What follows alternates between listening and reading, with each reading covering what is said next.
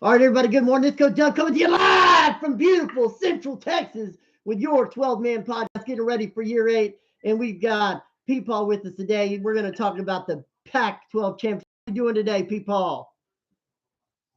Hanging in there. Just had a little exhibition game when I hanging in. Yeah, you play some good defense, man. I've been telling people all along, if you wouldn't go for it all the time on first down, you'd be in all of your games. I'm telling you. Defense is the Yeah, key, brother. You can play the defense. yeah, I made a decision to start punting. That's one thing I'm gonna start doing is punting. I'm playing real football this upcoming season. And that's your game, man. I'm telling you, because I struggle to run the ball against you all the time. And if you can play good defense and you can force, you punt and play field position, that'll do you better. And I think you'll be in more games. That's the reason our game was close because you punted the ball and played defense. Yeah, I played pretty good, and I've been playing good lately. I started playing much better toward the end of the season. You recall last season I smoked Florida State, I smoked LSU, and I smoked UCF.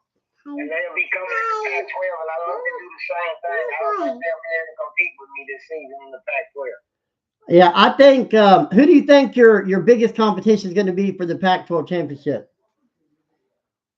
Well, honestly, to be honest, now that you gone, I can't see none of those guys being able to compete with me as long as I got good players. I haven't looked at the roster, but from my remembering how they play, they won't be able to compete with me. They're all on the same level. I'm a level above them, and so I don't think they'll be able to stand with me. I just have to be careful with the CPU game, and I let them be as far as the user in the league. I don't see them being able to compete with me this season. Yeah, I put y'all three together because me and UCF and Tennessee, all our teams are high 90s. And I felt like y'all three would be better with the ratings of your teams playing in the conference together. And I hope one of y'all, by doing this, will win a conference championship and maybe make the playoffs. And it'll give y'all a chance to try to make some noise. Right, yeah. It'll be, it's easier said than done. They gonna bring it, Florida State, they play good football.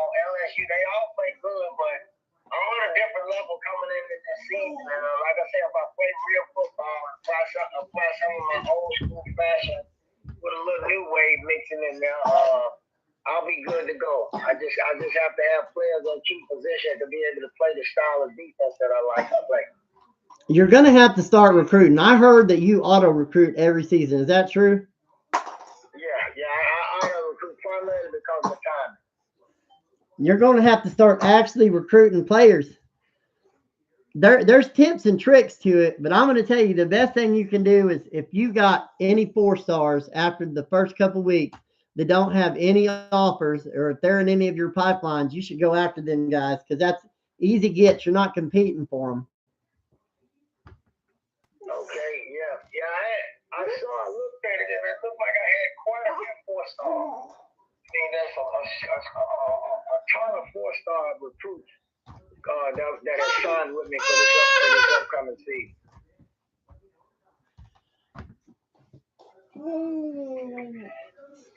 So, how do you feel about playing LSU in Florida State? I mean, I know you said you feel comfortable, but who's your most competition? Is it Florida State or LSU?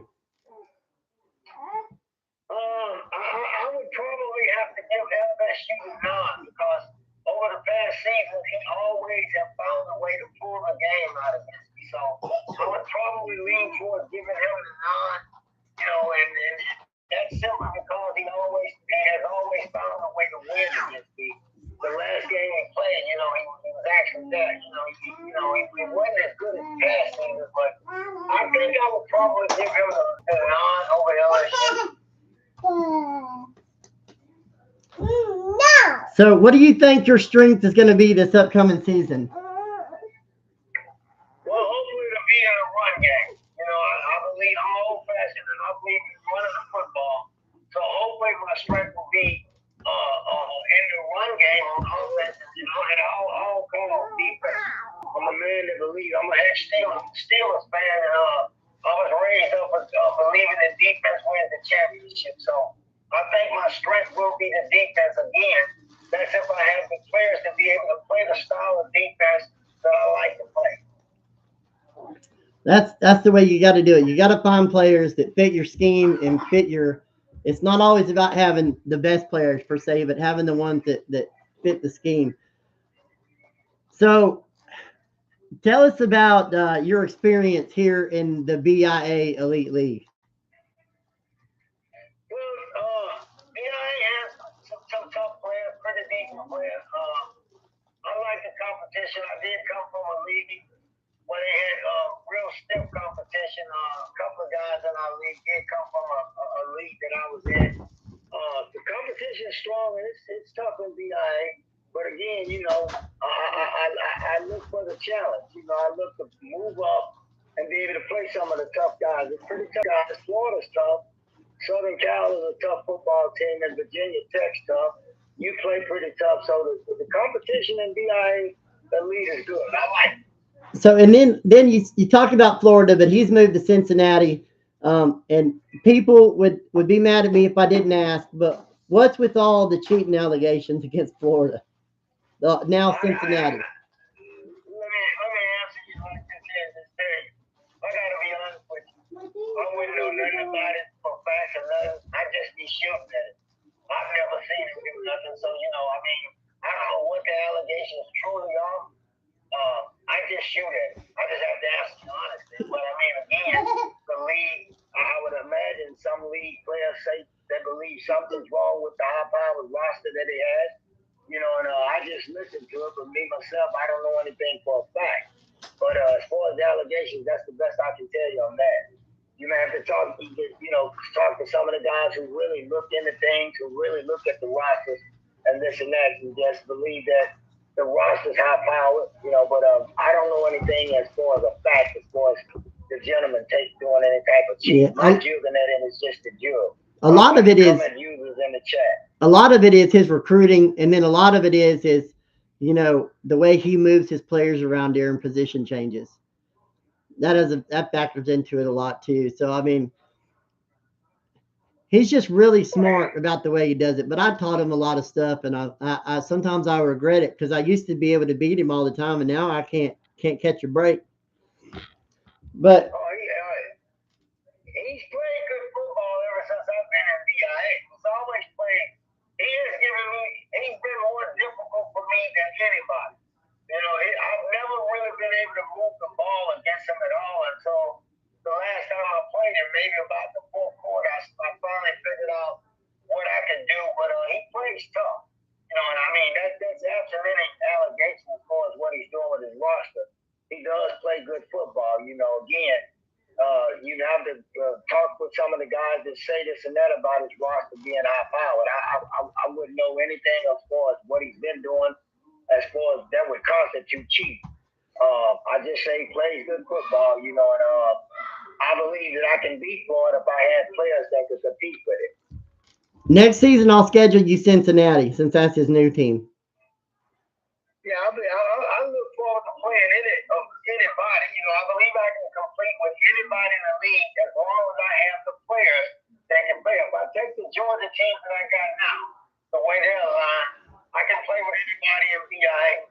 But right now, just in a dynasty, I just don't have players to compete. I may want to play man coverage, and here I do. I'm sitting on an island with a cornerback with 89 speed, and he's up against a 9.5 speed receiver. That takes away from my defensive scheme. Okay, now we're gonna talk the other conferences because we're gonna break it down for everybody real quick, and we're gonna get PeePaw's thoughts on every conference we got and the users in it, and I'm gonna help you break it down right now. All right, starting in the ACC, we have Virginia Tech, USC, Miami, Michigan State, and Pittsburgh. Who do you got winning the ACC? Top three. Oh, without question, without a doubt, Virginia Tech all the way. On a large scale. He's just too skilled right now. And those players have some decent players, but when I look at UCF, again, I defeated him down the stretch last season. Virginia Tech just played a tough championship game against Florida. And I remember Tech from another league. He's tough, without question. Virginia Tech all the way. Who do you got coming in 2 and 3 behind him in the ACC?